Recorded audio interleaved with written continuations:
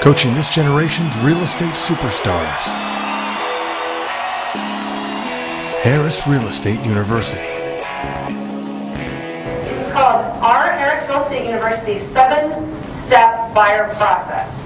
Everything that you said that was negative about buyers, everything going on in your head can be mitigated when you follow this 7-step process. Okay? This is one of those things, if you were one of our graduate clients and we saw you not doing it, believe me, you would be hearing about it. Okay? This is an absolute have to do. So, number one seems obvious.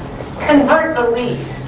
Okay? Now, some of you here are coming out of hot markets, some of you are coming out of normal markets, but you know, it's very common for us to hear, oh, sign calls were, you know, those are no good. They're never serious. It's always the neighbors calling. Well, might that be a listing lead, right? That could be. Okay, so convert the lead in the first place. No lead, no closing, no money for you, correct? You're not helping anybody, and you're not getting paid. Any questions so far? Convert the lead. We have scripts of how to do that. Number two, actually pre-qualify the lead. One of the things that we talk about and kind of joke about in the buyer agent boot camp is, you know, don't be a Pop-Tart agent. Pop-Tart agent is somebody that phone rings. Hey, can you come out and show me 123 Elm Street? Sure, I'll be right over. Let's meet at 6 o'clock. You show them that. You spend an hour. You give them the grand tour of the house. They go away, and then what happens? You never hear from them again, right? We'll walk away. We won't do the follow-up. We'll expect the buyer to call us. So maybe you sort of converted the lead, but you didn't pre-qualify them. So now we have a problem with step 2, right? You see how all this is related to our mindset about buyers being a little bit out of whack? It's not their fault. Buyers aren't supposed to know how to do it. It's our job to educate them. Okay, so but you see the point. If you drop the ball in pre-qualifying the lead or going deep into the conversation, as AJ brought up, ruins our mindset. Buyers are liars, right? But really we're lying to ourselves by working with the wrong people. So number 3. Make an appointment to meet, where, at the house or at the office? At the office. Well, you guys really are paying attention to some of those daily messages we do, right? That's great. So make the appointment at the office. Somebody tell me why. Because even if they don't show up, you still have the opportunity to take care of some other things there in the office. I love it. Great answer. Great answer. Okay. So you're not standing in the house getting nothing done, right?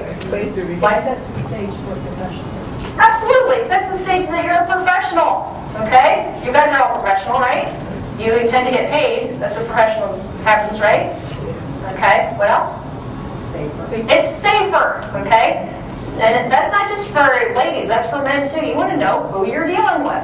Okay? So make an appointment at the office. Underline at the office 37 times.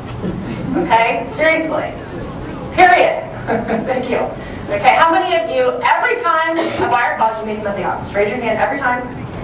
So some of you guys are guilty of not doing this every time, right? Okay, so that's something you can fix immediately to have better buyer retention. Okay? All right, so number 4, here's something that we teach in our buyer agent boot camp. Make an actual buyer presentation. How many of you use listing presentations? Hopefully almost everybody, right? Okay? So, of those of you who use listing presentations, are you telling me you guys don't just sort of like saunter in and wing it, get to know them, hope that your shining personality gets the job done? You actually make a presentation, right? Why do you do that? Why do sellers care? What's the difference? Takes the confusion out. You handle their objections ahead of time so they're easier to close, so you're able to help them accomplish their goals, right? So if you wouldn't walk into a listing and wing it, why do a lot of agents wing it with buyers? Why do we do that? Because it's easy to just pop up and run?